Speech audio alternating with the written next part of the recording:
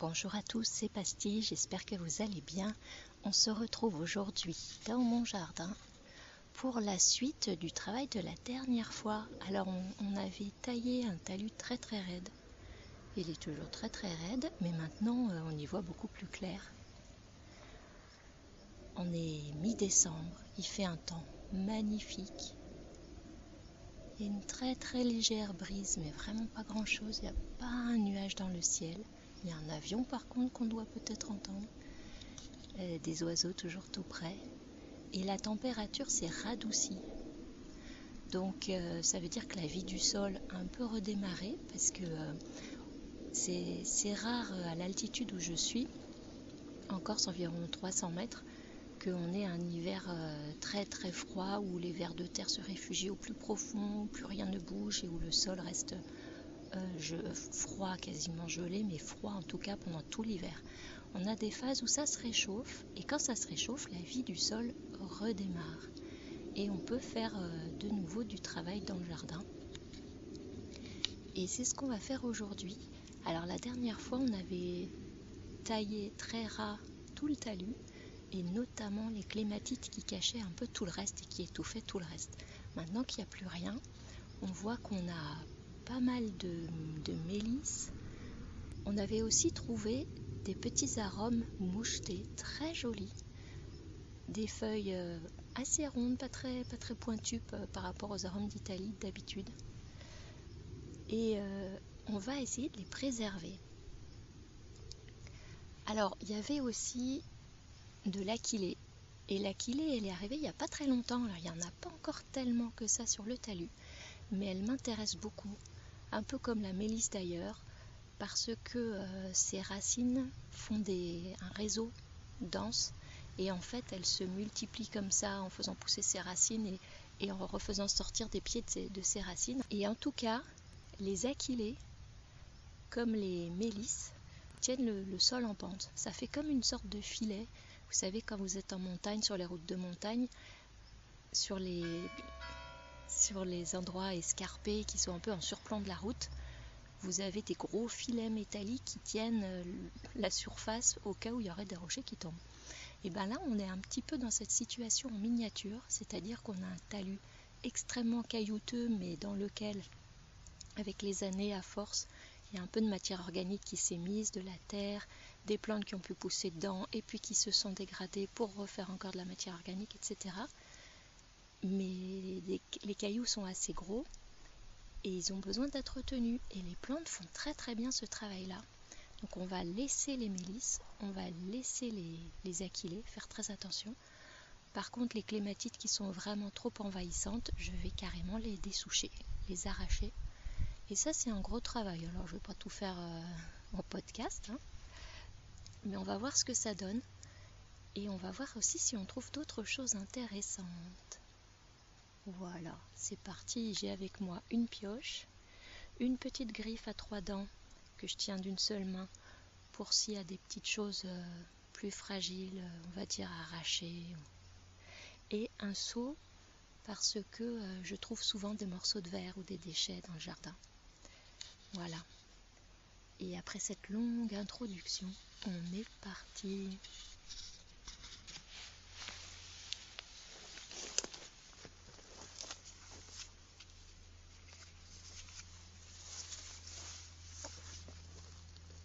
Et j'en profite pour vous dire que cette espèce d'arôme que je ne connaissais pas encore dans mon jardin, qui est arrivé tout seul, c'est exactement un Arisarum vulgare, qu'on appelle aussi capuchon de moine. Donc c'est une plante sauvage que je ne connaissais pas encore, mais qui est assez courante apparemment autour de chez moi. Et je suis bien contente qu'elle arrive sur mon talus.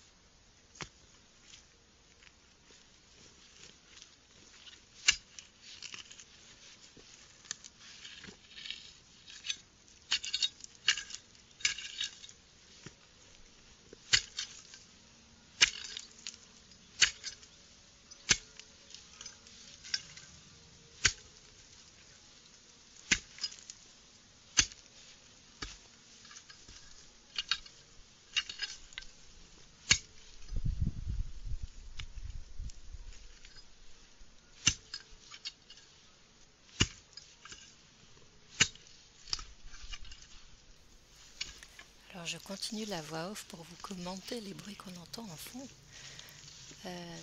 La pioche cogne sur les cailloux, mais systématiquement. Et pendant que je suis en train de piocher, je suis déjà en train de me dire que c'est pas la bonne technique. Parce que, en fait, on n'arrive pas à aller assez profond avec la pioche pour passer sous la souche. Mais en revanche, elle se cogne contre des cailloux, donc ça casse les cailloux, ça peut me blesser. Et en fait, il n'y a pas tellement de moyens de dessoucher comme je voulais au début. Bon, après, je commente un petit peu mon ressenti et mes conclusions par rapport à ça. Et voilà, c'est ce qu'on entend.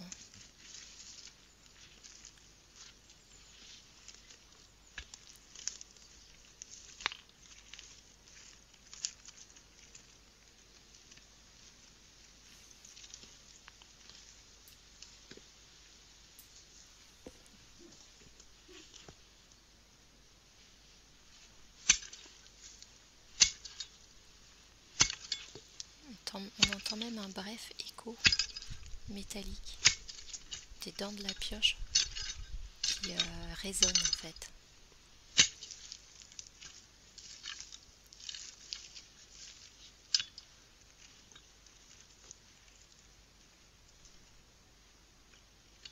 En fait, la moyenne de taille des cailloux, c'est environ, on va dire, un gros pamplemousse comme taille, avec des plus petits au milieu et quelques-uns beaucoup plus gros.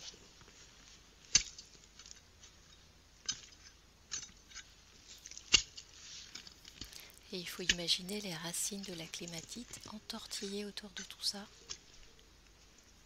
Et donc arracher totalement les racines, c'est impossible, sauf si on voulait mettre le talus à plat et refaire le talus après. Ce qui n'est pas dans mes projets.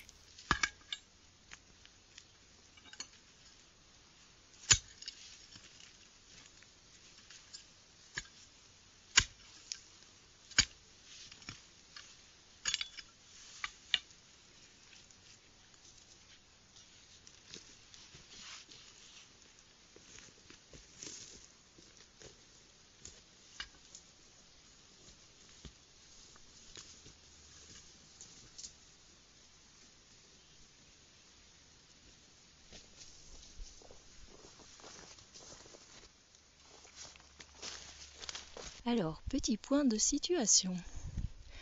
Alors, la clématite, pour le coup, elle se marcotte, pour de vrai. C'est-à-dire que elle lance des longues tiges. Au moment où la tige touche le sol, elle fait sortir des nouvelles racines et fait une nouvelle souche. Donc, pour le coup, ce que je disais tout à l'heure sur les mélisses et les achillées, ça vaut aussi pour la clématite. C'est-à-dire qu'elle tient très très bien les pentes. C'est ce que je voulais faire au début, il y a quelques années, quand j'ai vu qu'elle s'installait. Mais là, c'est plus possible parce que, comme je l'ai dit tout à l'heure, elle est trop vigoureuse par rapport aux autres plantes. Elle prend trop de place. Alors, j'ai utilisé la pioche. La pioche, elle a deux côtés. Elle a le côté avec des grandes dents qui peuvent se glisser entre les cailloux de chaque côté d'une souche et puis arracher la souche. Alors dans ce cas-là, ça marche pas très bien parce que ça arrache surtout les cailloux et pas beaucoup la souche qui est très solidement enfoncée. Mais la pioche, elle a un autre côté et l'autre côté, il est fin, il est épais. Alors fin épais, il est étroit, il est costaud, mais il est coupant. Et il permet de couper les racines sous le pied, juste sous le pied. Ça marche très bien par exemple pour les ronces. Si on ne veut pas tout arracher les ronces, parfois c'est compliqué aussi. Mais pour la clématite, c'est quand même des racines un peu trop grosses. Et c'est un gros travail à faire parce qu'il y a beaucoup de souches. Donc je pense que c'est pas tout à fait le bon outil. Le bon outil, maintenant que j'ai fait cette expérience-là, je pense que ce serait le sécateur de force. Le petit sécateur, lui, serait trop petit. mais le sécateur de force serait pas mal du tout, c'est-à-dire dégager un peu la souche, peut-être juste avec ma petite griffe que j'ai emportée, et puis toutes les racines, les grosses racines, les couper sous la souche et enlever comme ça souche après souche, ce qui permettrait, je pense, de ne pas faire tomber trop de cailloux et puis de ne pas me casser le dos en même temps, puisque là on voit, en fait, quand on fait un travail comme ça qu'on n'a encore jamais fait ou très peu, on teste et puis après on voit le rapport de force. Et là, le rapport de force entre la clématite, la pioche, la stabilité du talus et moi, il n'est pas favorable à la réussite du projet. Donc on va essayer de faire autrement. Je vais aller chercher le sécateur de force et je reviens. Voilà l'outil. Donc on le tient avec 2 mains. Il a le manche relativement court d'une 30aine de centimètres et des lames bien solides. C'est reparti. Je vais essayer et voir si j'enlève un petit peu plus de clématite que la première fois. J'ai déjà enlevé un petit peu, mais voilà, essayons. Remarque en passant, vous avez remarqué l'impact du bruit des avions sur l'ambiance sonore? Aujourd'hui, il y a une légère brise et je pense que selon le sens du vent, on entend beaucoup plus les avions et moins les oiseaux, qui sont pourtant aussi près que les autres sur les autres podcasts. Mais voilà, le paysage sonore change vraiment en fonction de la brise et puis l'impact des activités humaines sur le paysage sonore.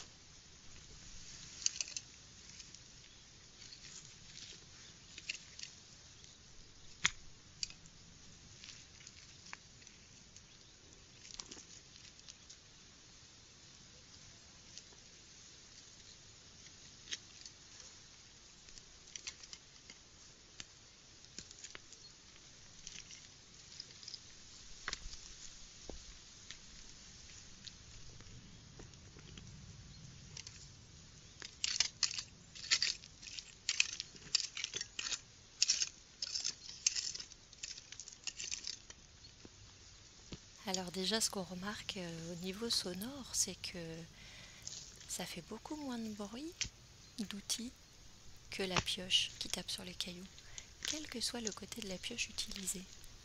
Et en fait, moi, ce que je remarque en faisant mon petit travail avec ma petite griffe à 3 dents et ma cisaille, mon sécateur de force, c'est que c'est beaucoup plus facile à faire, c'est plus délicat, on y va plus en détail. Et on est dans une position accroupie alors que j'étais debout avec la pioche. Mais c'est largement plus facile. Et dans ce cas-là, dès après la première minute, je me rends compte que ça, ce sera quelque chose qui sera très facile à faire et que je pourrais faire beaucoup plus longtemps que la pioche. Voilà. Et de façon beaucoup plus efficace. Et c'est quelque chose qui compte absolument. Quand on parle de jardinage, on parle souvent des gestes, de comment aborder la plante, etc.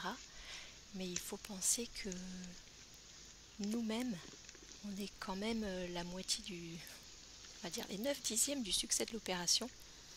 Donc il faut faire attention à sa position, à pas aller trop fort par rapport à sa propre force physique, pas se faire mal, à utiliser les bons outils parce que certains outils en fait nous fatiguent et nous font plus de mal que de bien. Et si on a les bons outils, la bonne position et la bonne technique, et qu'on sait bien utiliser son corps, le succès est assuré, est quasiment assuré. Après c'est dans les mains du hasard et de la nature aussi parfois, mais voilà. C'est extrêmement important de penser à son corps quand on jardine.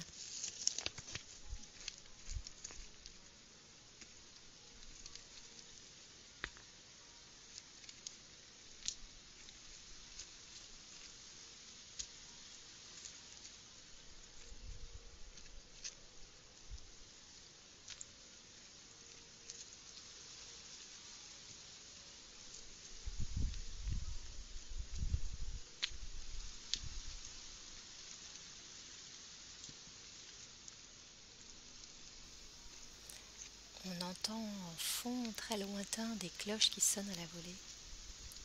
Ce qu'on entend beaucoup aujourd'hui, c'est un peu contraire à ce que j'ai dit au début, mais c'est que le vent est en train de se lever. Alors au début du podcast, il n'y avait pas de vent du tout. Une toute petite brise, et puis là il commence à se renforcer et on l'entend. C'est le nouveau fond sonore du podcast, c'est le fond hivernal, on va dire.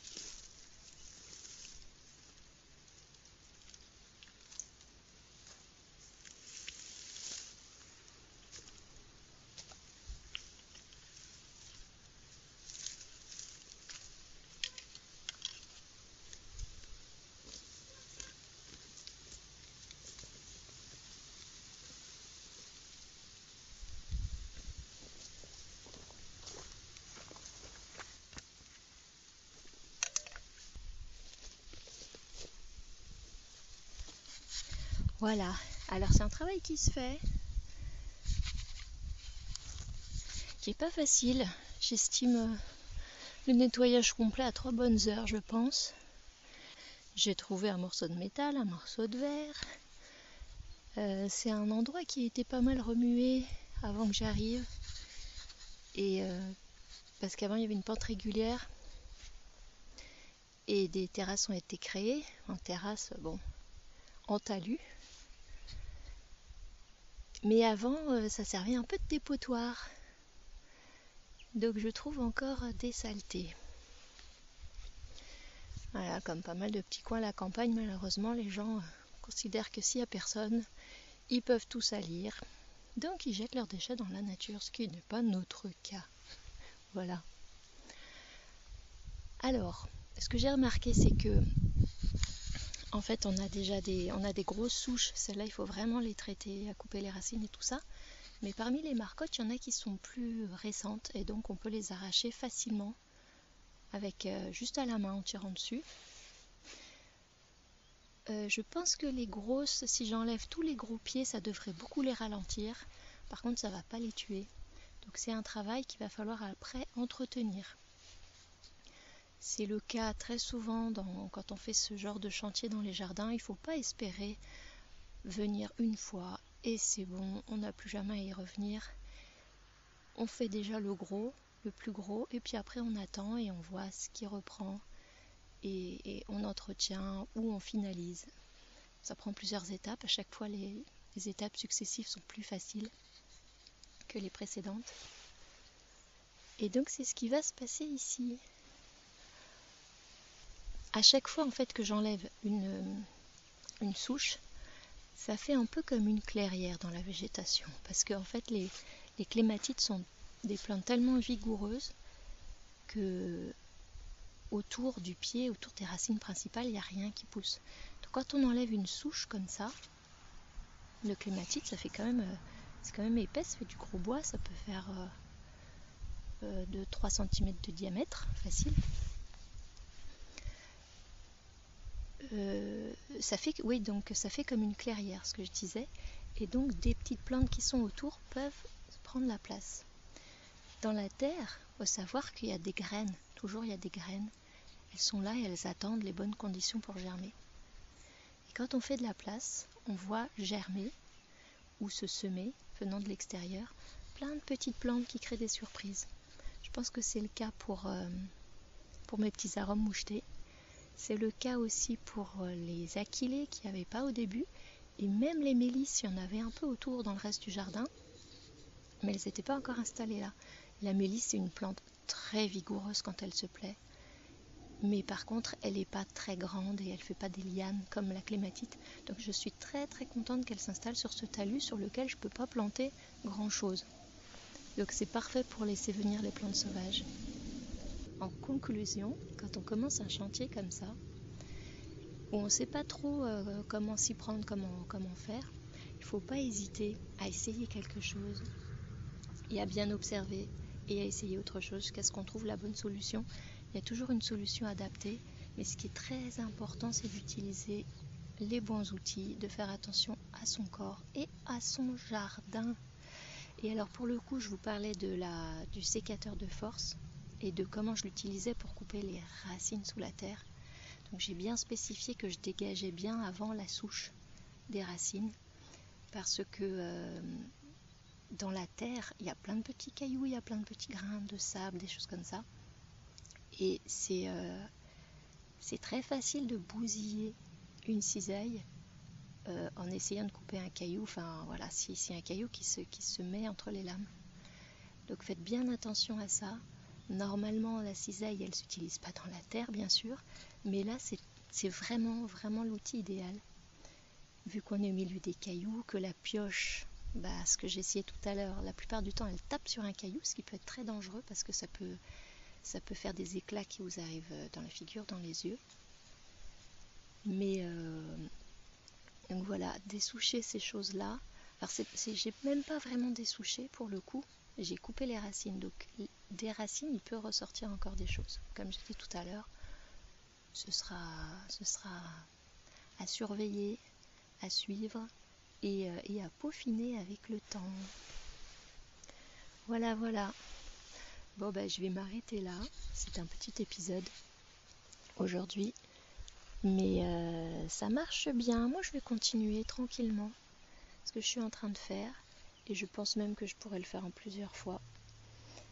Et voilà. Je vous souhaite à tous une bonne suite de journée. Je vous dis à très bientôt. Et portez-vous bien en attendant. Salut!